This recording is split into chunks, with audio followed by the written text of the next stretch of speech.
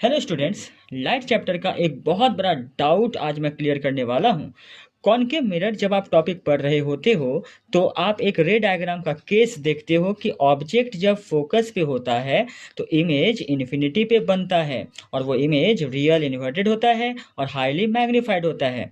तो सबसे पहली बात, जब आप रे डायग्राम बनाते हो तो आप देखते हो जब फोकस पे ऑब्जेक्ट होता है तो रिफ्लेक्टेड लाइट रेज जो होता है वो तो पैरेलल हो गई, और ये पैरेलल लाइट ना इधर आके मिलेगी और ना इधर आके कहीं पर भी मिलेगी, और ये एक्चुअली में सही बात है।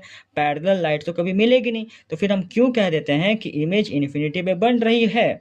तो देखो, ये जो मैं बोलता हूँ ना इमेज एट इन्फिनिटी, इसी में आपका जवाब छिपा हुआ है। इसका मतलब अगर समझ जाओ, देखो इन्फिनिटी का मतलब कोई जगह नहीं होता, कोई एक्चुअल में कोई रियलिटी में कोई जगह है ही नहीं। यानी इन्फिनिटी का मतलब नॉट फाइनाइट पोजीशन। तो आप सही समझ रहे हो, यहाँ पर ये दोनों लाइट कभी मिलेगी नहीं तो इमेज कभी बनेगा नहीं। इमेज कभी बनेगा नहीं, उसी को दूसरी भाषा में शॉर्टकट में हम कह देते हैं इमेज एट इन्फिनिटी। तो इन्फिनिटी का मतलब नॉट फाइनाइट पोजीशन, यानी image at not finite position मतलब कोई फाइनाइट पोजीशन पे इमेज है। मतलब फाइनाइट पोजीशन जब है ही नहीं तो फिर इमेज भी नहीं है। तो इमेज इज एट इन्फिनिटी का मतलब ही है कि इमेज नहीं बन रहा। ठीक है। दूसरा, ये फिर हाईली मैग्नीफाइड क्यों बोल दिए, तो देखो इसको समझने के लिए आपको ट्रेंड समझना होगा।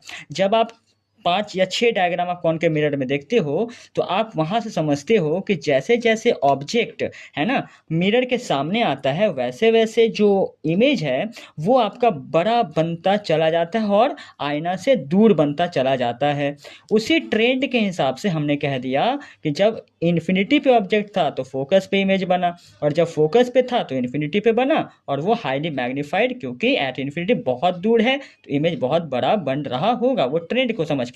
लेकिन फिजिक्स हमेशा मैथ्स का सहारा लेती है अपने आप को प्रूफ करने के लिए। तो हमारे पास सबसे बड़ा एविडेंस इमेज एट इन्फिनिटी बन रहा होगा वो है मिरर फॉर्मूला।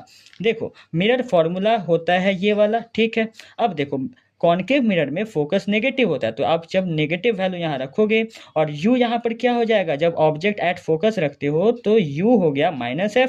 तो जब आप वैल्यू को जब यहाँ रखते हो तो आप देखते हो 1/v कितना आ गया, 0। अब 1/v यानी 0 कब आता है, जब डिनोमिनेटर बहुत बड़ा इन्फिनिटी जैसा हो जाए तो 1/∞ 0 हो गया, मतलब v कितना हो गया, इन्फिनिटी पे बन रहा। तो ये आपका सबसे बड़ा प्रूफ है। देखो 1/∞ मतलब जब भी डिनोमिनेटर बहुत बड़ा नंबर से आप डिवाइड करते हो ना तो नंबर जो है, जो आंसर निकलता है वो 0 के करीब जाता है। तो जब बहुत बड़ा डिनोमिनेटर होगा इन्फिनिटी जैसा तो वो आंसर 0 ही होता है।